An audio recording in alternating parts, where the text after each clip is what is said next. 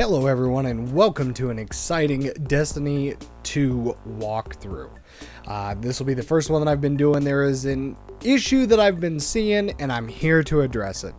You've probably gathered from the title, but yes, Heroic Public Events in Idiot's Guide.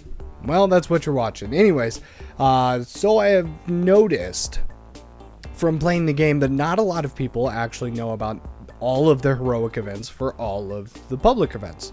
So I decided that now was the time to actually try and do something about it and help everyone out and actually throw a video out.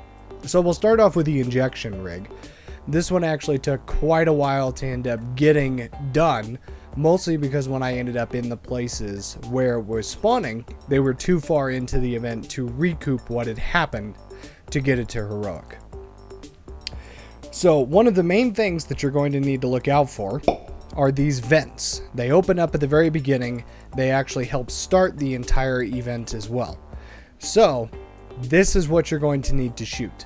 You can actually shoot them before the event starts, and if you time it out, you can actually get a pretty good amount of damage in. Damage them also starts the event, as you can see. I used the timed grenade launcher just to get some extra damage on it to start it, and then after it closed to keep going. But you're going to want to keep going. Once the shield comes up, continue to damage. After it is damaged, you're going to see that it's going to start smoking. That is going to be the end of the first phase. Those vents also do not open until you kill the enemies that are marked for the event. So after the first enemy is dead, the first set of vents open, which allows you to damage them. And then we move on to the second scion, which causes the second vents to open. As you can see here, these vents are located directly underneath the jets that shoot out when the shield is up and starts the damaging phase. These are a lot easier to destroy from the ones on the higher levels, considering the fact the Wardcliff coil pretty much ends every vent in one shot. As you can see, I will be switching to Wardcliff coil because we did actually end up missing that vent during that phase. These lower two phases are a lot easier to get to if you miss a phase because they are so close together.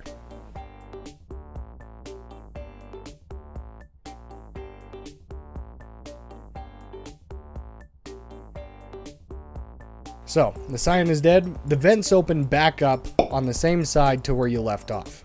So, I wasn't able to destroy the vent that was on the second phase, so they reopened, allowing us to damage them again. But we have to get this phase with Wardcliff coil as a one hit and the lower phase. This is the last phase that spawns for the event to go heroic. Now this only spawns in one of three places. One vent will open on one of the three sides of the lower, unlike the top sections in which all three vents open on every side. This one is a bit different, so definitely look out for that. If it's not on the side that you're looking at, then it's probably going to be on one of the other sides. Now, after it has gone heroic, you will end up spawning a much larger boss than you would if it was normal. As usual, because it's heroic, just deal with the boss and collect your loot.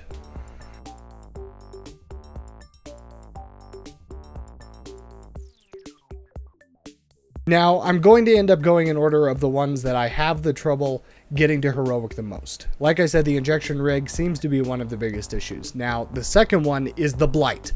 The Blight is the one that nobody also seems to know about. And this is it. Right here. That's the Blight. This thing. You need to shoot this. This Blight. The big one first. You need to shoot the big one first in order to get it to go to heroic. You do not destroy the little Blights. Now what you're going to use the little Blights for is actually the ability to damage the big Blight. Now, this Blight, the little ones, give you a buff that allow you to damage the larger Blight. All you have to do is walk in and then out. That will give you the buff to damage the big Blight. The big Blight ends up taking a certain amount of damage, and then it spawns the heroic. Now, for this event, what I have found is the fact that the Taken have always been a pain in the ass. I've never really liked them, but since they primarily have arc damage weapons, Risk Runner is actually a very good use for this. The fact that once you take damage, it does arcing damage, as well as refills your current magazine from your reserve immediately, so you can put close to 100, if not more than 100 rounds into the Big Blight before it actually starts. Now, it may look like we're actually not doing anything, but we are doing substantial damage.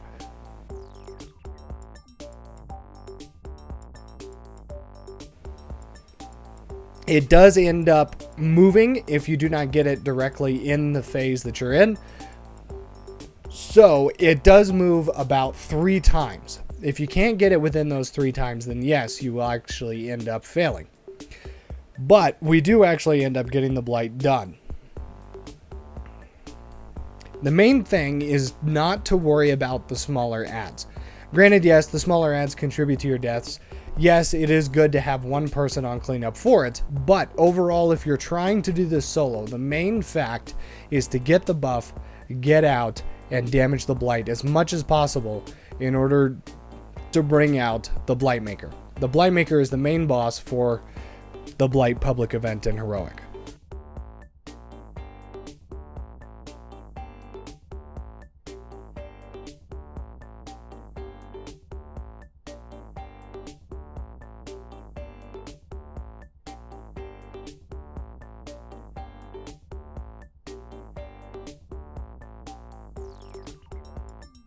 Now, the next one that seems to be an issue for most people is the Hive event. This is the only public event where the Hive are actually at, and it is on Titan. The main thing here is to stand on both of the pads on the right and left side of the room. The pads will drop the shields for the wizards, and then you damage and destroy the wizards, or the ritual witches, as they are. But once that is done, you need to continue to stand on the pads. Left and right, there will be 2 crystals above the pillars. They are shielded. This is when you need to maintain your position on the pads so that it activates some kind of mechanic to deactivate the shields. You need to destroy both of those crystals in order to activate the heroic event. And then after that, be prepared for thralls and the equivalent of the Hive Strike boss from Destiny 1 brought back over to Destiny 2. He basically has the exact same mechanics. He's slow, he's lumbering. His axe floor smash does a tremendous amount of damage. Pretty much almost a one-hit kill depending on how much your resilience is. He goes invisible, he teleports around while he's invisible. He is vulnerable once you knock his helmet off. Then he becomes more aggressive and starts running and starts attacking more frequently.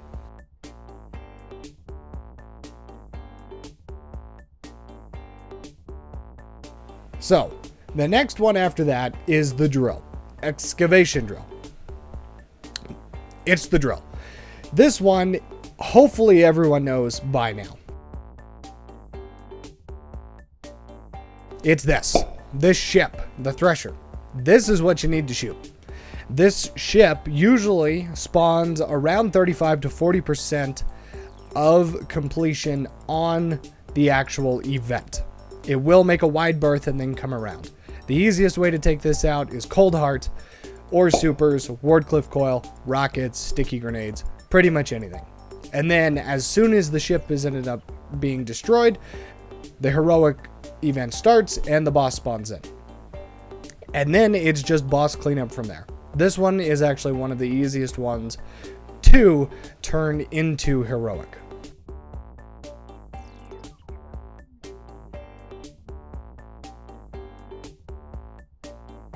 And since the flashpoint was EDZ this week, a extra boss spawned a Warhound.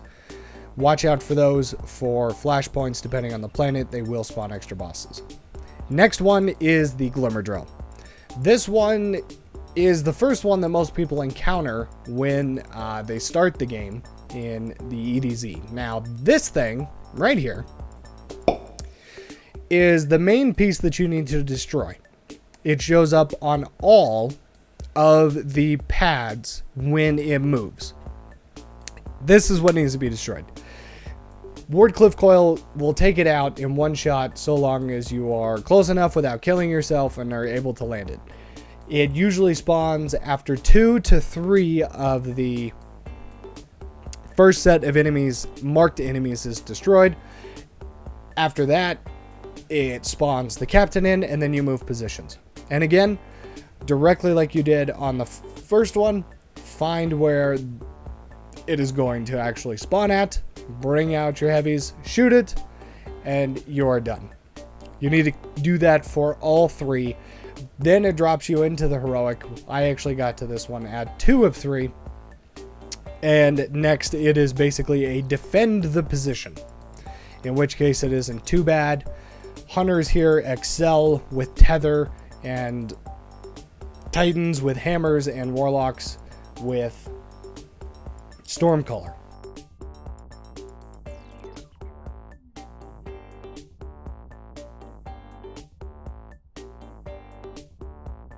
Now the next one we're going to get into is also another one that most people are familiar with, is the walkers. What you're going to need to do is take that ball over to those pieces, the stations that are next to the shields. Once they are deposited in, they will disappear.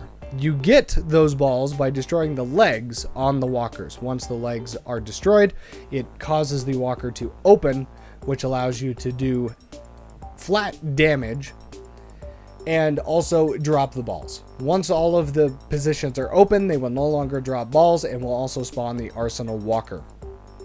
Once the Arsenal Walker is destroyed, you are set to finish the heroic.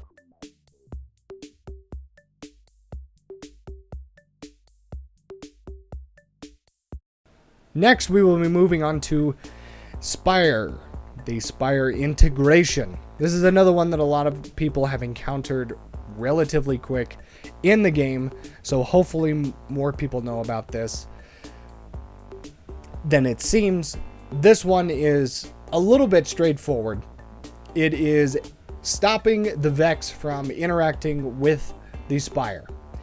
Now, the Spire is also emitting 3 beams of light. These beams of light are leading out to pads. These pads are what you're going to need to use to turn it to heroic.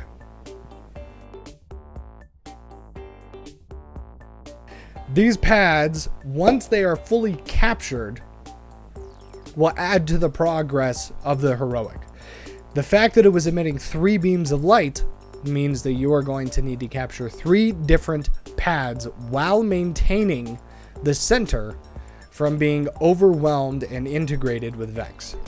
Now, one of the things you need to watch out for on these pads are the disintegrators. They are basically Vex that have been partially destroyed, almost kamikaze Vex. They do leave after their destruction a damaging well. Their prime objective mostly is to keep you out of those pads.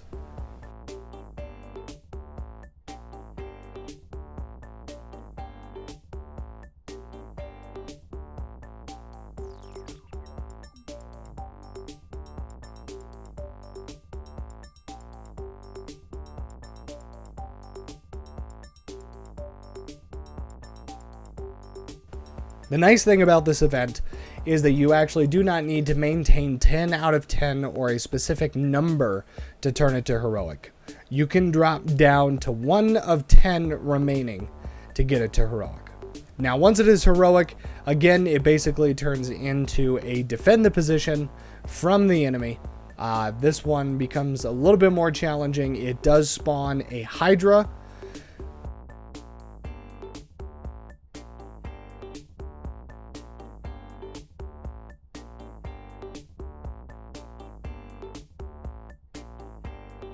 As well as 2 Cyclopses, depending on your area. Here it was 2 Cyclopses, 1 gold Hydra, and an extra red bar Hydra. The enemies do gain in intensity as time remains,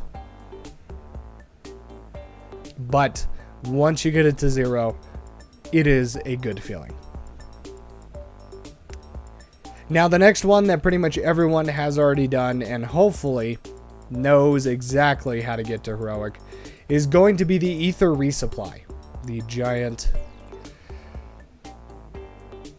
servitors. Now, what you're going to need to look out for are the little servitors. During your damaging, there will be a phase to when he goes invulnerable and gets a shield. Now, you can see the trail will lead to these servitors. These servitors need to be destroyed.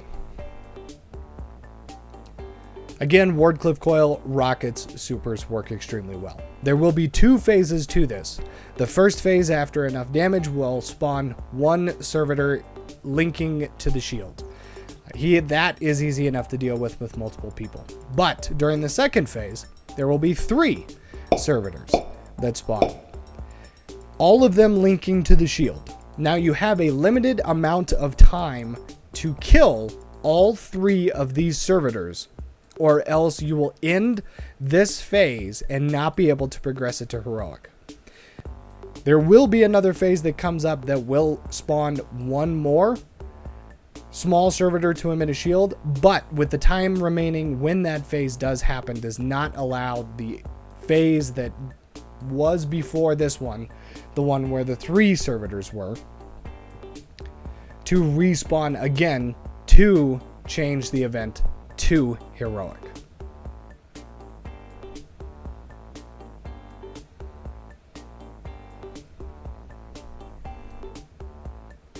So, hopefully guys, this helped out a lot of you who did not know what was going on, or were struggling to try and figure out how things were done, how to get them heroic.